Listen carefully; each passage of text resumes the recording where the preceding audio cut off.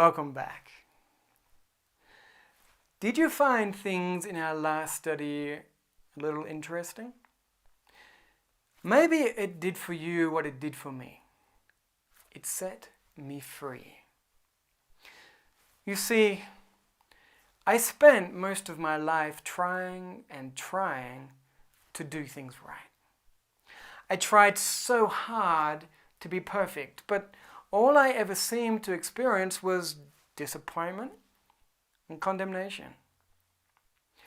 I was looking in the wrong place for a perfection that the law will be happy with. In the last study, I promised to tell you what the law really wants from us. I will do that in a moment. But first, I would like to ask you if you have ever heard the phrase righteousness by faith. Have you ever wondered what that means? I don't like to use the typical Christian cliches in my presentations because I have found that often we don't even know what they mean, but it's like we think that as long as we can recite these wonderful phrases, we will be fine. So I try to avoid them. But I am going to use this phrase, righteousness by faith, because it's actually a very simple summary of what we are studying. And so let's keep even righteousness by faith, the words, very simple. Let's read a definition of righteousness from Christ's Object Lessons, page 312. Here Ellen White defines righteousness. She says, righteousness is right doing. Now that's what righteousness is. We don't need all the theological arguments to explain it. For the sake of keeping things simple, let's consider righteousness as simply right doing. Because this is what we need, isn't it? Right doing, as in a right doing which is acceptable to the law of God. Because as we have just learned, my right doing is not good enough. But let's read the rest of that statement anyway. Christ's Object Lessons, page 312.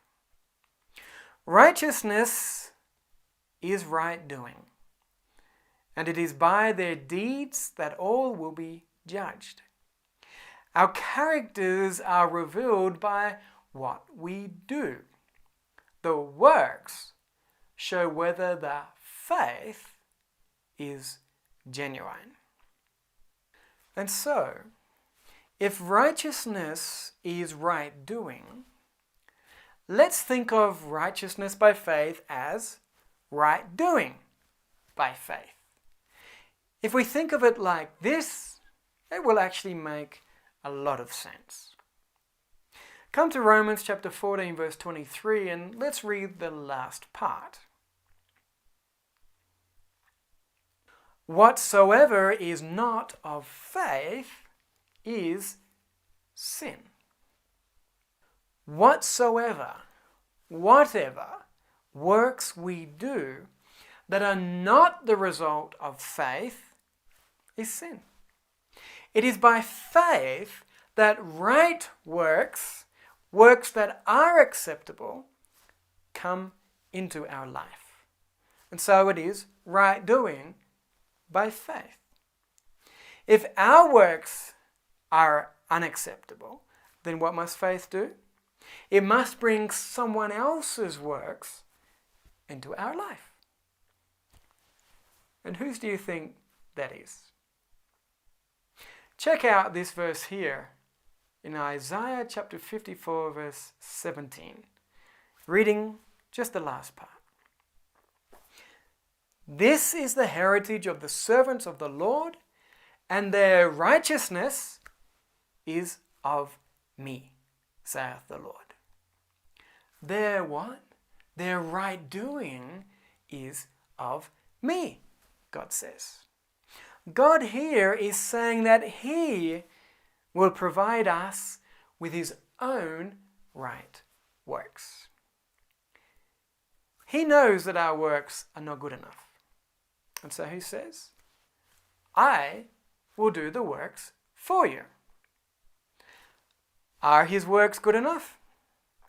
In the 9th chapter of Daniel, in verse 14, Daniel says here in his prayer, the Lord our God is righteous in all his works which he doeth. Absolutely. His works are good enough. Everything that God does is righteous. It is all right doing. In fact, he is the definition of righteousness. And the law is a definition of him. And so then, what is it that the law really wants from us? I want to share with you a statement from Alonzo Jones, again from the 1893 General Conference Bulletins, page 412. And Jones is here speaking about of when the law comes to an individual asking for a perfect life, a life filled with right works. Well, says one, I have not got it, but I have done my best. But the law will say, that is not what I want. I don't want your best. I want perfection. It is not your doing I want anyhow. It is God's I want. It is not your righteousness I am after.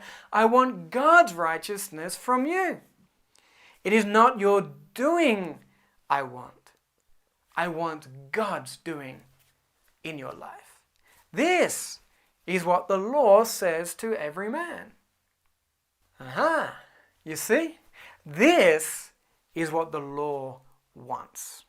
It does not want my obedience. It wants God's obedience in my life. And so we can stop looking to our own selves to try and try and try to be obedient, and instead start looking to God and asking Him to do the works for us. Read this verse here in Psalm 127 verse 1. Except the Lord build the house, they labor in vain that build it. Except the Lord keep the city, the watchman waketh but in vain. If it is not the Lord doing the works, it is vanity. Remember what we read last time in Isaiah chapter 64 verse 6? That all of our right doings is like that filthy rag which symbolizes vanity and unprofitability. I recently discovered a beautiful text in the book of Job. Here, in his words, he describes beautifully what it is that we are studying just now. In Job chapter 23, verse 14, the first part, he says, for he, God, performeth the thing that is appointed for me. In this text, the word appointed comes from the Hebrew word kok, and it means prescribed task or action, especially in reference to the law. And so in just a few words, Job is summarizing exactly what we are studying. That God Himself will perform in our lives the very things that His law requires from us. These truths are so precious to me. I'm especially grateful to God for that quotation from Alonzo Jones that just spelled it out for me. The law does not want my obedience. When we discover that, we no longer need to depend on ourselves. It brings relief. Year after year, we try to work things out ourselves, but all we seem to do is get further away from where we want to be. How stressful is that? Especially when you can see how little time we have left to get ready for Jesus' second coming. But if God is the one doing the works, then what is there for me to worry about?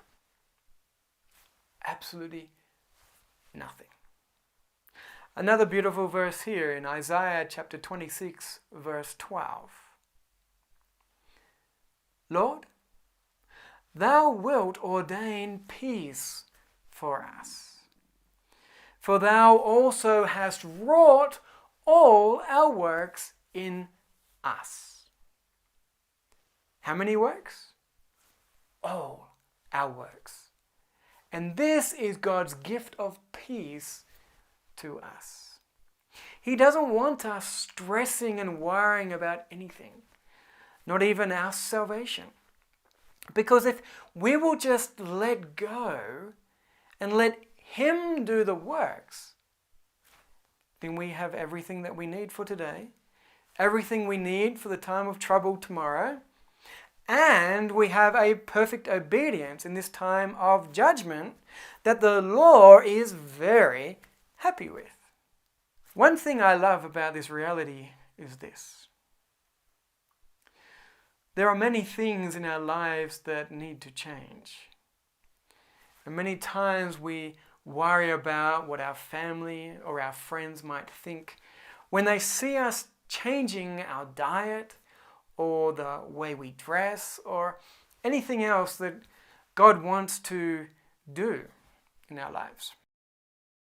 But if it is God doing the works and anyone has a problem with it, we don't have to take it personally.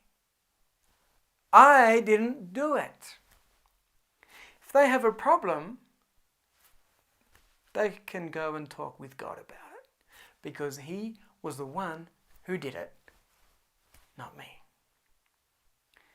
If God does the works, the consequences are for Him to deal with. They're not for me. Not for me to worry about or stress about. It's His work, not mine. And so there literally is nothing for us to worry about when God does the works. Nothing. Did the Apostle Paul ever stress about anything? He was even shipwrecked in a storm. Yet, he had perfect peace through all of his experiences. Why? Colossians chapter 1, verse 29, he tells us his secret. Whereunto I also labor, striving according to His, God's, working, which worketh in me mightily.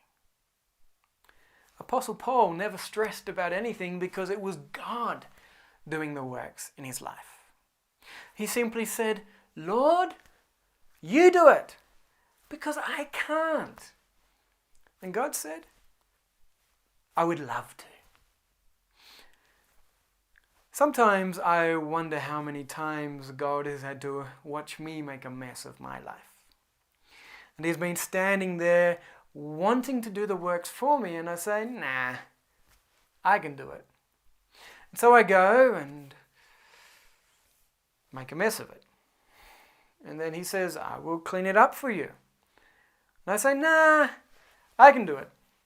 I made the mess, and so I will clean it up. How much have I grieved the heart of God? If only I had let go and let Him do it for me. How much easier life would have been. Not just for me, but those around me also. There are very well known scriptures here in Philippians chapter 2, verses 12 and 13. Let's read them. Wherefore, my beloved, as you have always obeyed, not as in my presence only, but now much more in my absence. Work out your own salvation with fear and trembling. For it is God which worketh in you, both to will and to do of his good pleasure. We read verse 12 and we think, look, I need to work out my salvation. And so we try to.